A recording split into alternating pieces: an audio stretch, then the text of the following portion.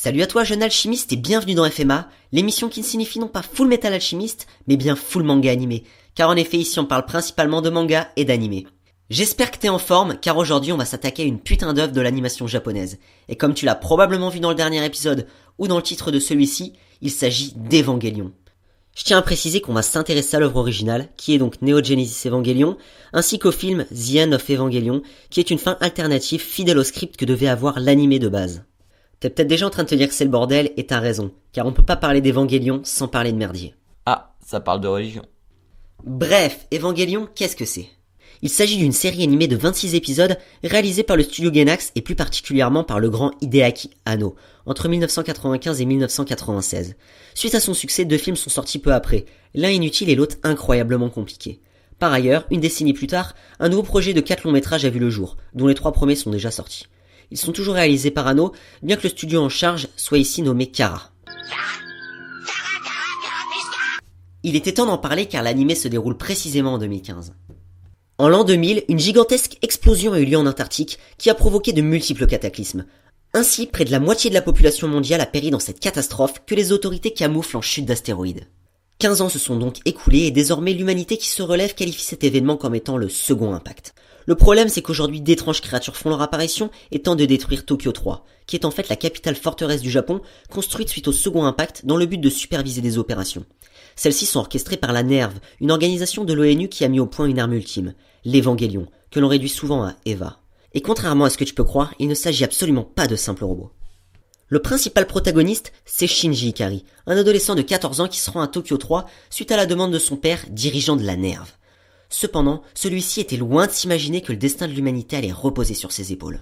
Bon, le coup du héros qui doit sauver le monde, je te le concède, c'est pas original. Mais pourtant, si tu connais pas Evangelion, il faut que tu saches que c'est un pilier très controversé de l'animation japonaise, que certains qualifient de chef-d'œuvre inégalé durant 10 ans, alors que pour d'autres, ce n'est qu'un simple animé critiquable sur de nombreux points. Je vais directement te donner un premier avis, et je reviendrai dessus à la fin. Evangelion est un putain de chef-d'œuvre que tu te dois de voir, pour plein de raisons. La première, c'est que ça réunit tout ce qu'il y a de plus casse-gueule dans un univers méca SF super bien exploité, avec entre autres la religion, la politique, l'économie, la philosophie, la réflexion sur soi-même, les autocritiques, un anti-héros, quelques clichés, une bonne dose de fanservice et j'en passe. C'est un mélange de choses totalement différentes les unes des autres qui te donne un mix assez incroyable de par sa cohérence et sa capacité à nous faire apprécier un univers. C'est un peu comme si tu mélangeais plein d'ingrédients différents n'importe comment et que t'obtenais quelque chose d'excellent. Comme dans les restos chinois, quoi. Ah ouais, mais c'est bon quand même. Les bases sont donc là et paradoxalement à ce que je viens de dire, tu t'y retrouves totalement. Les technologies inventées pour 2015, bien qu'encore très loin de ce qui peut se faire vraiment, sont tellement bien imaginées, expliquées et mises en avant que c'est d'une crédibilité totale. Bien sûr, ça fait partie de la touche SF qui nous tient en haleine. Regarde-moi ça par exemple. Le plug suite, le Magi System, les Eva, le Geofront, l'Entry Plug. Ça peut paraître un peu anodin, mais à titre personnel, je trouve que c'est de toute beauté. Je vais te faire une confession, je suis pas un grand fan de mecha pour 2 raisons. La première, et qui peut te paraître conne, c'est que souvent tu te retrouves dans la configuration où pour piloter ton robot, il suffit simplement d'imaginer les actions de ton engin, comme si t'étais ton propre corps pour que ça fonctionne. Du coup je trouve ça assez répétitif et chiant. Sauf que là, même s'il y a un peu de ça, t'as plusieurs conditions dues à la complexité des EVA qui enlèvent cet aspect. Genre l'âge qu'il faut avoir ou encore le taux de synchronisation. La deuxième raison est vraiment très personnelle. Je sais pas toi, mais perso je préfère carrément voir des combats entre humains plutôt qu'entre robots, pour la simple et bonne raison que peu importe la qualité de l'animation, j'ai du mal à ressentir les sentiments des engins, même s'ils sont pilotés de l'intérieur. Et dans Evangelion, t'as beau être dans une animation un peu old school, j'ai absolument pas ressenti cette barrière que j'ai d'habitude. En fait, les combats sont tellement impressionnants de par leur violence, et les personnages accentuent tellement ce sentiment de mort qui peut arriver à tout moment que leur peur et leur joie te traversent telle une brise glaciale. Les Eva, ces armures ne sont par ailleurs pas une simple protection technologique créée par l'homme pour servir d'arme. Sans te spoiler, c'est tout un penchant de l'histoire, si ça n'est même toute l'histoire qui tourne autour d'eux. L'homme est certes central, mais pas exclusivement, et ça c'est génial. Bon, maintenant parlons des personnages. C'est l'un des aspects les plus intéressants et compliqués à la fois à comprendre, tant ils sont incroyablement bien développés. Sérieusement, t'as l'impression que les protagonistes sont tous le personnage principal. Car en seulement 26 épisodes, tu apprends à la fois le passé de chacun d'eux, qui est souvent tragique, ainsi que leurs motivations, qui sont les fruits de leurs expériences vécues. Ce noyau, qui est ceux travaillant pour la NERV, est vraiment propice à l'affection que l'on a pour eux. Ils sont pour certains de totales opposés et pour d'autres des personnages miroirs. Je dirais que c'est un condensé de ce qu'il faut pour frôler la perfection. Ce qui est ironique, c'est que malgré le fait qu'ils soient tous exceptionnels de par leur personnalité, à travers eux tu retrouves les codes des personnages que t'as maintenant aujourd'hui dans n'importe quelle œuvre.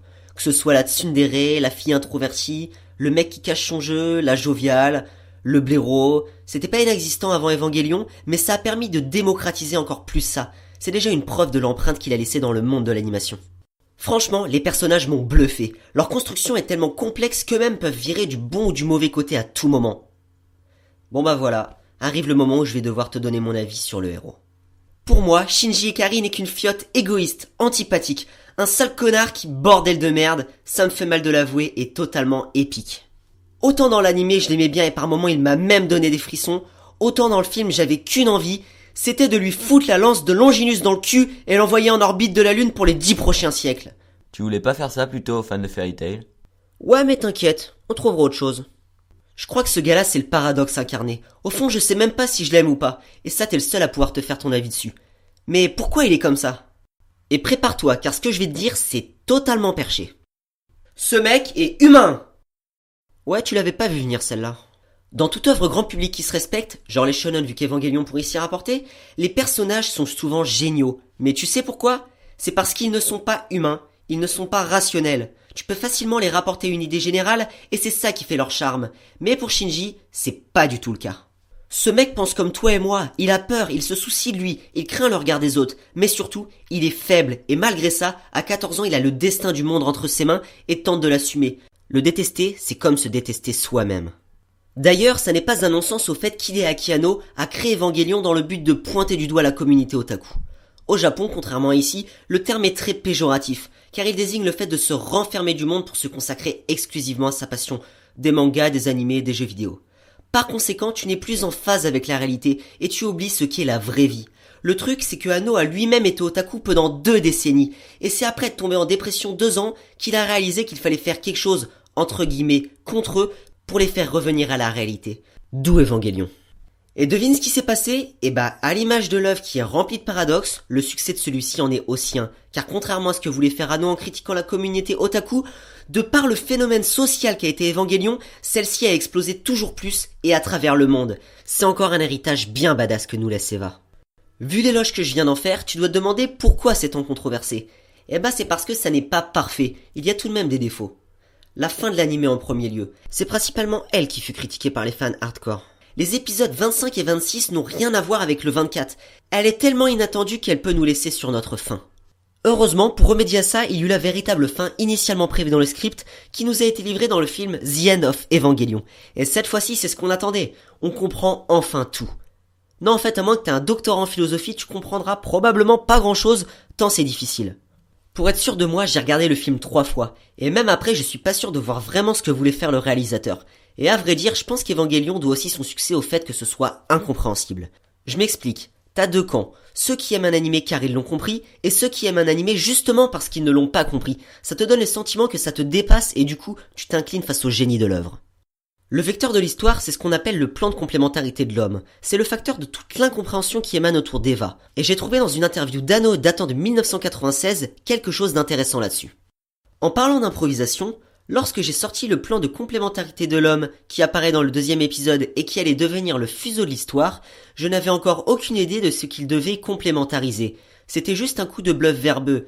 Rire. Ah, ah, ah. Je suis vachement partagé là-dessus car d'un côté ça prouve un amateurisme révoltant et de l'autre ça explique simplement le fait que ce soit incompréhensible. Car l'auteur lui-même ne savait pas vraiment ce qu'il voulait faire et il a tissé comme il a pu à partir de cette idée de base. Heureusement, il a dit cette phrase qui pour moi donne tout son sens à n'importe quelle fin. Le plan de complémentarité de l'homme est un terme qui a une allure très SF. En fait, sa véritable fonction était la complémentarité des manques du cœur des gens de notre époque. Outre ça, il reste au final beaucoup de questions en suspens par rapport à l'apparition des anges qui ont des formes diverses et étranges. Ce qui est dingue, c'est qu'à l'époque, le studio Gainax avait des problèmes financiers. Et même si ça se ressent un peu par rapport à plusieurs choses, comme le fait que certains plans sont recyclés, la représentation du peuple est quasi inexistante, ou encore que certaines images restent fixes pendant plusieurs dizaines de secondes, je trouve que l'animation est proche de la perfection. C'est dynamique, t'as probablement l'un des meilleurs openings qui existent, des OST originaux géniaux, ainsi que des reprises célèbres comme l'hymne à la joie dans des moments phares. Franchement, félicitations. Bref, je pense qu'Evangelion mérite d'être considéré comme un chef-d'œuvre, car autant One Piece et DBZ ont marqué leur génération en plusieurs centaines de chapitres et d'épisodes, autant Evangelion, en 6 mois l'a fait de même, et a réuni un public bien plus loin que celui des otaku. Finalement, on pourra en conclure qu'on ne devient pas culte sans polémique. Hier c'était Evangelion, aujourd'hui c'est pourquoi pas SNK. Ça n'est que mon avis et il vaut autant que le tien, mais je ne peux que donner un gros 16 sur 20 à cette œuvre que tu te dois de voir. L'animation vieillit tellement bien que tu ne réaliseras même pas que ça a bientôt 20 ans. Sur ce, on espère de tout cœur que cet épisode t'aura plu autant qu'il nous a plu dans sa construction. Si c'est le cas, tu peux nous laisser un pouce vert, nous donner ton avis, ta note sur Evangelion et nous rejoindre sur les réseaux sociaux. Tu peux aussi t'abonner à notre chaîne YouTube et partager cette vidéo. À dans le prochain épisode. Jiken, Furu Manga Harime, Ao no Exorcist.